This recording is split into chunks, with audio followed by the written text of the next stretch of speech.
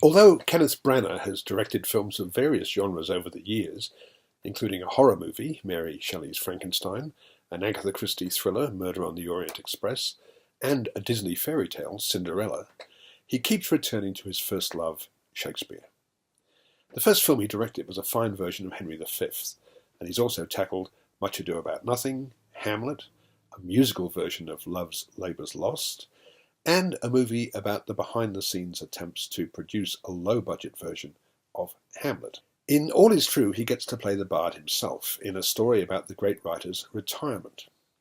In 1613, Shakespeare's final play, Henry VIII, which is almost never discussed these days, closed abruptly when a malfunctioning prop cannon caused a fire that destroyed the Globe Theatre. Following this disaster, the playwright left London and returned to his home in Stratton-on-Avon, where he lived with his wife Anne Hathaway, Judi Dench, who was several years his senior.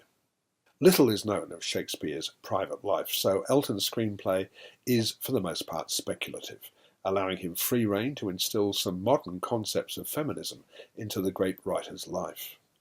Some may cavil at this, and there have been complaints about imposing the values of the 21st century onto the drama.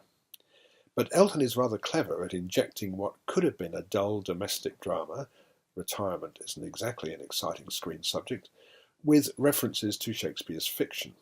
For example, there are echoes of King Lear as the elderly writer attempts to sort out his legacy to his daughters.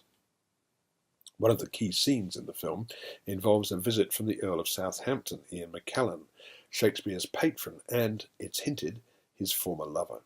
The pleasure of watching these two fine actors, Branagh and McKellen, exchanging barbs is a major highlight.